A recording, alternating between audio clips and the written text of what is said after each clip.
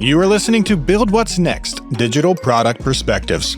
I'm your host, Josh Lucas, and at Method, our vision is to connect technology with humanity for a simpler digital future.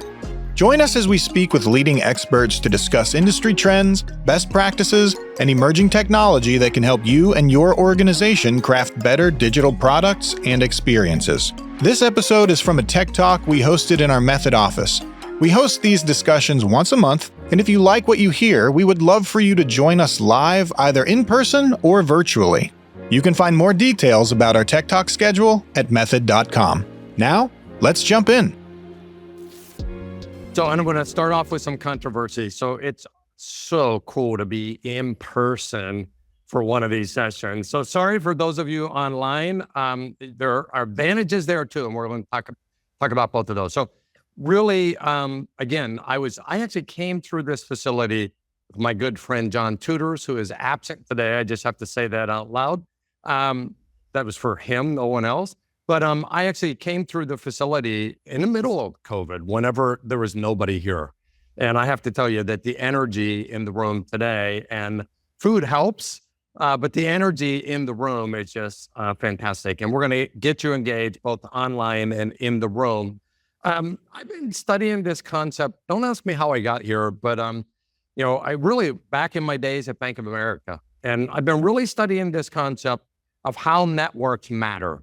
How networks matter to performance, how networks matter to innovation, how our connections help to drive both performance, discovery, innovation, and frankly, your career, although I won't get too much into that one today.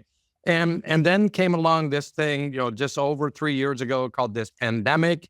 And all of a sudden we realized how much our connections matter. So that's what I'm going to take you on a bit of a journey. I'm going to take you on this journey of what happened through the pandemic, what we've discovered, and most importantly, what should we do about that now? And how has the future of work changed? I believe we'll look back on this 5-year period in history, including the 3 that have already passed. We'll look back on these 5 years and probably, and especially in your space, those of you driving innovation, we will probably move forward 50 years into the future as it relates to how human beings come together to make certain things happen in the future of work. So that's the journey I'm going to take you on. I've already said our connections matter. Microsoft did a great service to the world, in my opinion, with some pretty comprehensive studies where they looked at millions of data sets, mostly through email and Teams and other insights. And basically what they determined is what we've already, social scientists have known for years, but we could put it into practice. And that is that, your connections, whether you have thriving relationships or just adequate relationships, matter to everything from your overall well-being to your overall performance to whether or not you're satisfied or stressed out in the workplace. One thing that's missing here that is really critical is the concept of innovation. Your relationships are really essential to how innovation emerges. And most importantly, how do you get ideas scaled into a system and across the system? So I'm going to try to substantiate much of this, throughout the presentation. But to do that, I have to get a little geeky on you for a moment. And I have to talk about different types of relationships or connections. Because all relationships, anyone that says collaborate more is the right solution is lying to you. Or they're selling software solutions to you, which I won't mention any of those company names, but you know them. There are plenty of times where collaborating less is the better solution. And, the type of connections you have matters immensely. There are 2 primary types of social capital I'll talk about today. One is what we call bonding social capital. Bonding social capital, quite simply, is how tightly connected are you with other in-group members? Call them teams if you prefer. How tightly connected are you with other people inside of your team? And I'll talk about how that showed up in the virtual world in a moment. It really matters. These are critical for 2 primary reasons. One, small, super cohesive teams with bonding social capital can move really fast. The agile literature says up to 10x faster. That matters if you're trying to get something into the world quickly. And then the second thing is, it's one of the ways we're more productive. It's not a surprise that we were more productive in the midst of a pandemic than we were pre-pandemic. And I'll tell you why in a moment. But then there's a different type of connections that also matter, and we call those bridging connections. Bridging connections are where you get new insights, where you get novel learnings, where you discover from someone else in the system. And you can see in these blue dots or these blue circles, it's the linkage between two teams or the linkage between a partner, a client, a customer, or even someone else out in the world. And I'll talk more about these in a few moments. And that's really where we discover new insights. Sandy Pentland's work up at the MIT Media Lab would suggest you can discover up to 25% more insights if you've got more bridging connections. And it's also how scaling new ideas happens. And I'll talk more precisely about each of these. Why do I have to delineate the differences? Because they showed up radically different in the early days of the pandemic. Turns out your bonding connections actually increased up to 15 to 20% immediately into the pandemic. So the moment you were sent home, the moment you went working, virtually, what happened was, and this is almost universal, is you anchored into your teams and you started to think about what are the most critical deliverables on our plate right now? How are we going to make those things happen? And what happened was you anchored into your teams, but you can see what happened with your bridging connections, right? Your bridging connections dropped off the planet by as much as 30%. Why does that matter? Well, I just shared with you, this is where new ideas come from. This is where new discoveries come from. This is where the ability to scale ideas come from. And we started to see that all over the world in the early days of the pandemic.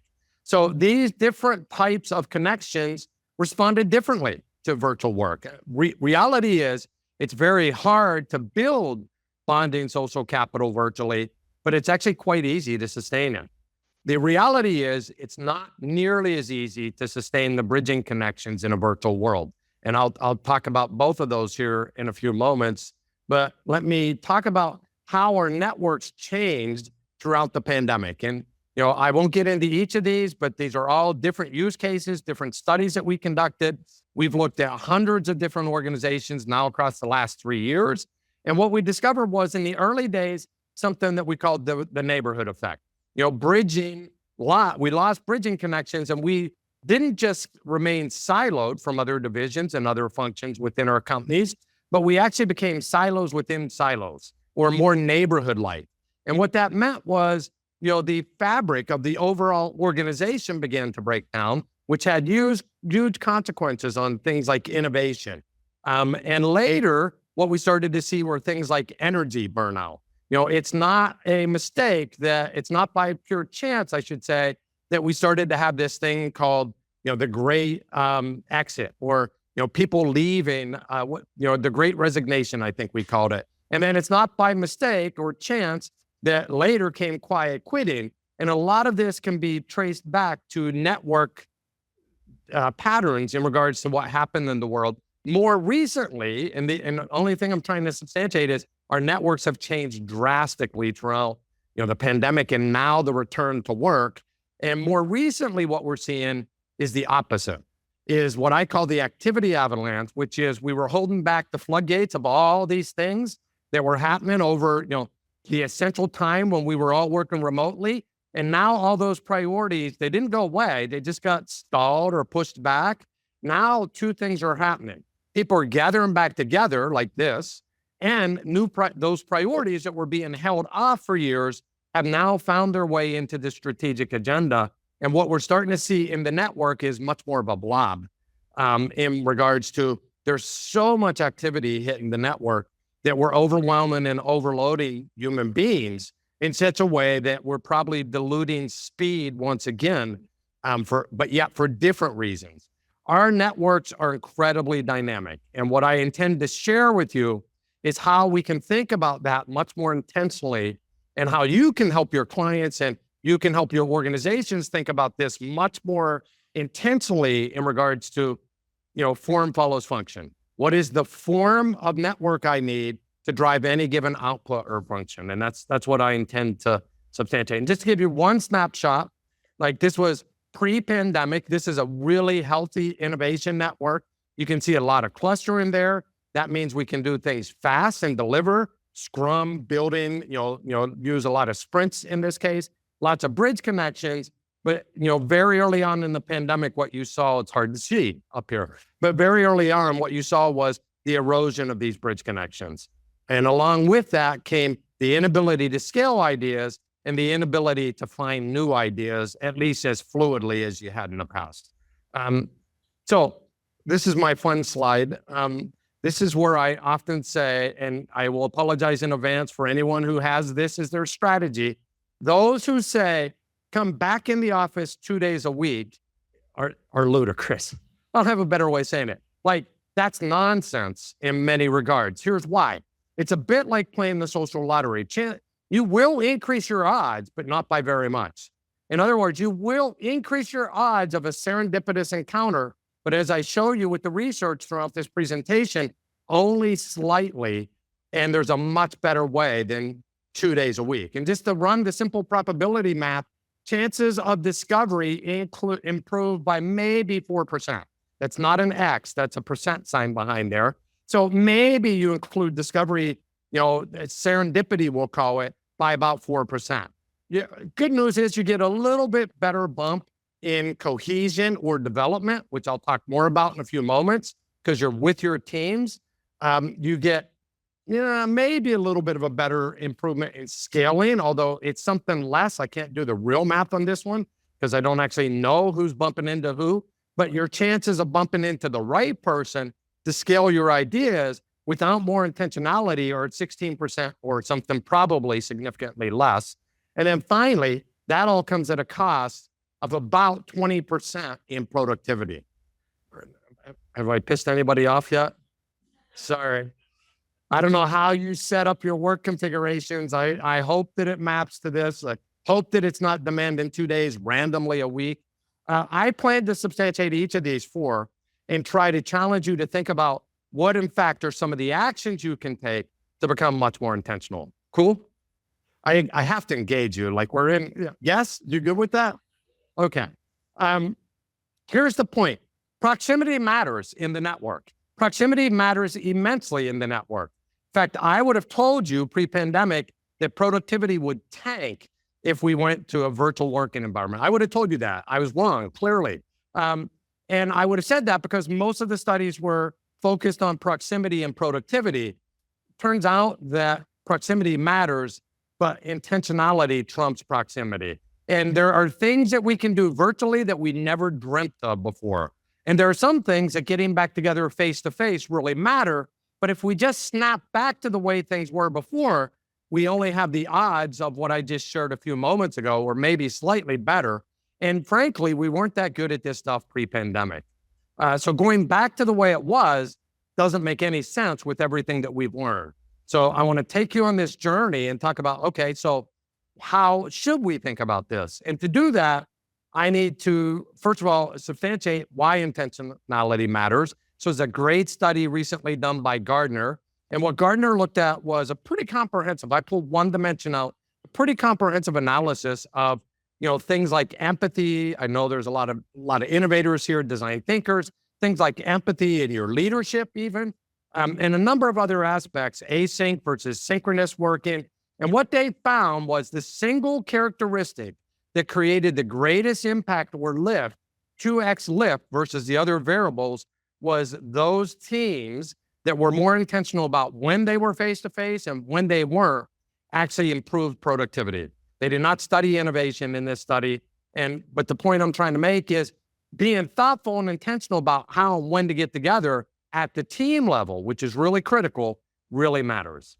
And what we know is we can elevate discovery, speed, and influence in addition to productivity. And that's, again, the journey I hope to take you on. That requires us to think about work differently. It requires us to think about what kind of work are you doing in any given moment. It requires us to bring in some science and think about what I'll call the proximity advantages here in a few moments, like when should we be together, for what purpose? It requires us to think about a set of critical practices. And then ultimately, there are some things we can do that just are dysfunctional, even virtually, that could stifle everything I'm about to say. So if you work on a really bad team, sorry. everything I say doesn't matter. It's still a really bad team. If you work for a really bad leader, really sorry. It still matters that, dysfunctions can overwhelm each of these practices I'm about to share, which you obviously know already. But let me take you on this journey. So here's what I call the form follows function model. And this is what we've been studying. We've got a lot of analysis on this. I'll share case studies with you. I'm going to engage you in a few moments in an interaction, as well as those of you online. But there are times where you're in discovery mode. Like, I need to learn something else. That requires a different set of connections. It's when you're trying to create new possibilities, maybe at the front end of a new project, if you're an implementation team, or maybe if you're an innovation team, this is when you're doing empathy and you're out in the field.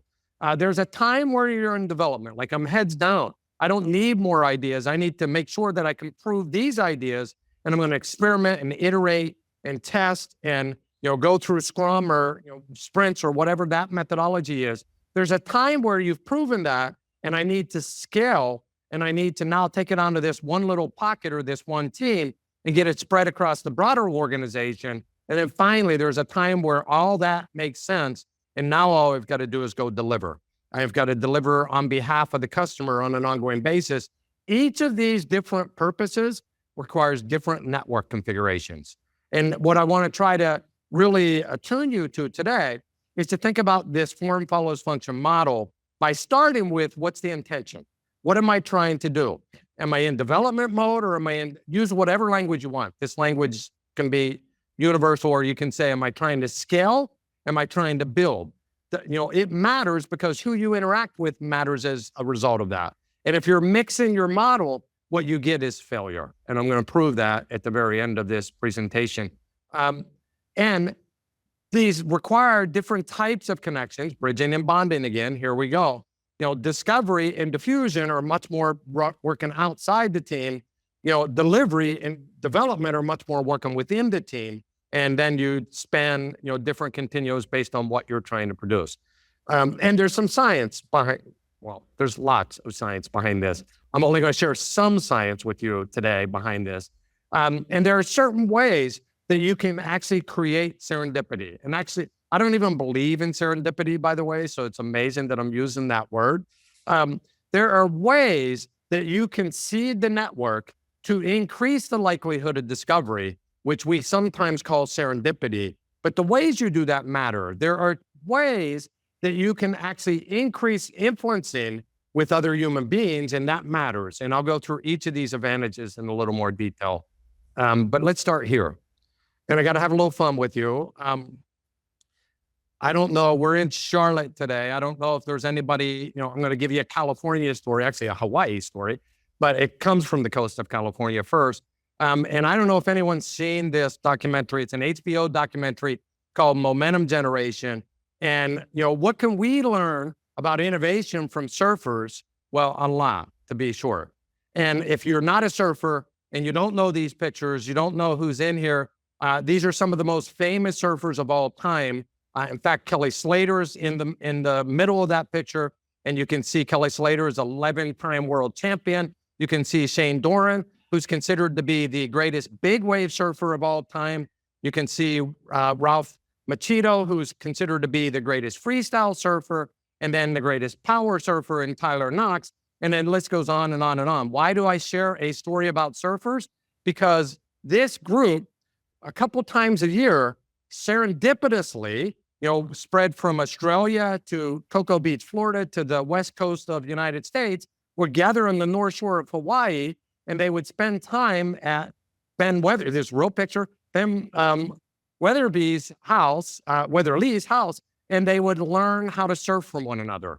So they went there because there were these big giant waves and everybody can learn to surf. But what they really did was it became a echo chamber of discovery, or it became a set of bridging connections from across the globe where this group could gather just for an instant, a couple times a year, and learn different styles. They were huge competitors with each other, and there was a lot of testosterone flowing whenever they were out surfing, which didn't hurt the competition, and they would learn techniques and challenge each other. From that came this whole generation of radical surfers that we had never seen before.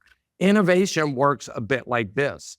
If you stay within the bubble, the blob, the safety of your own confines, you learn very little. And what you do learn is risk averse at best. You may nudge it one step forward, but your ability to discover something really different requires you to create a new pipeline of discovery.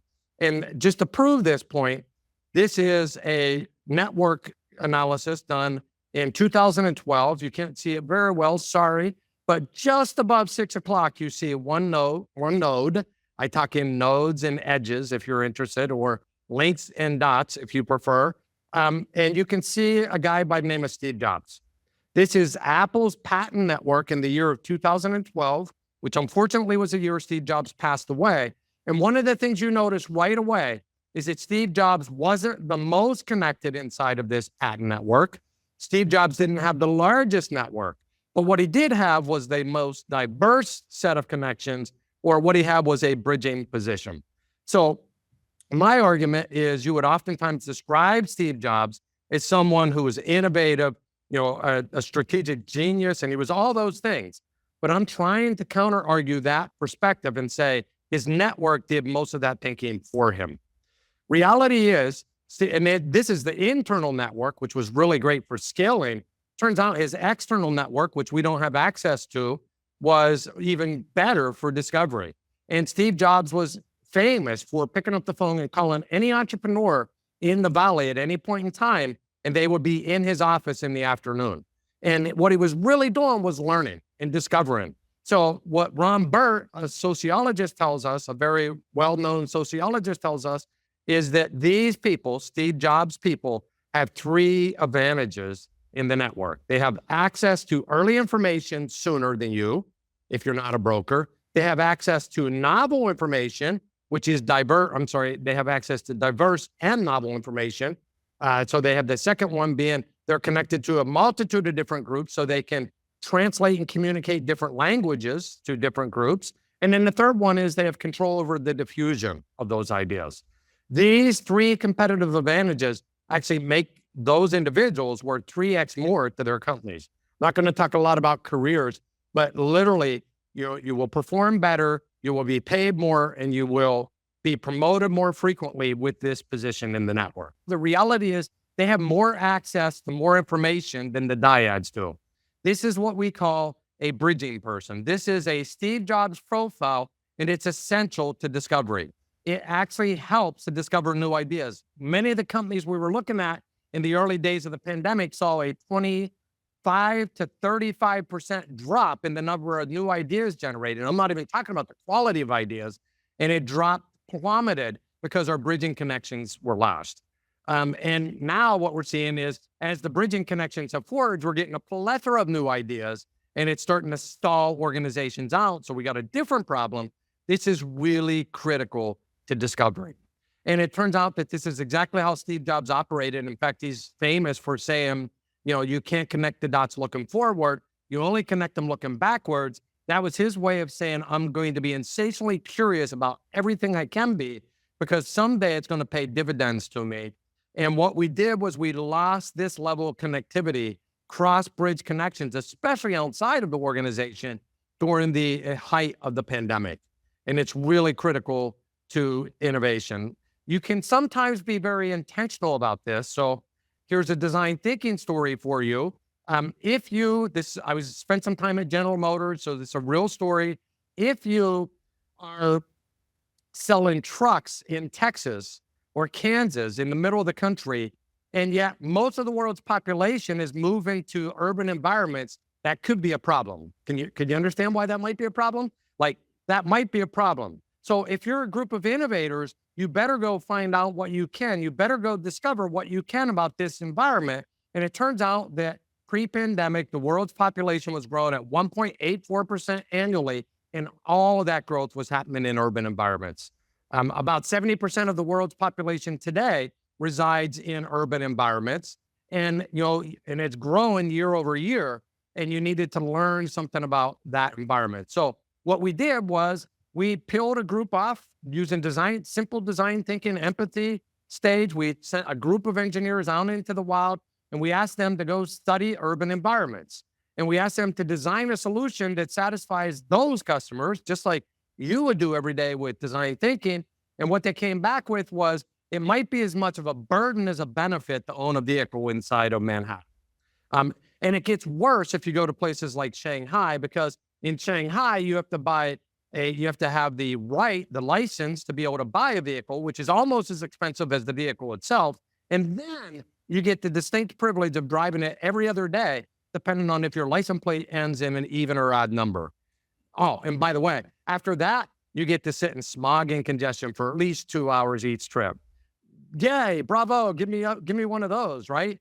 These folks realize that, in fact, that's a problem. And there are ways to get much more thoughtful about this. Take congestion off the streets. Think about by the way, 97% of this is, you can tell I'm no longer with an automotive company, quoting these statistics. 97% of your vehicle's time is idle. Right now, it's sitting in a garage or a parking space somewhere, and that's not a good value prop for your second most expensive asset that you have.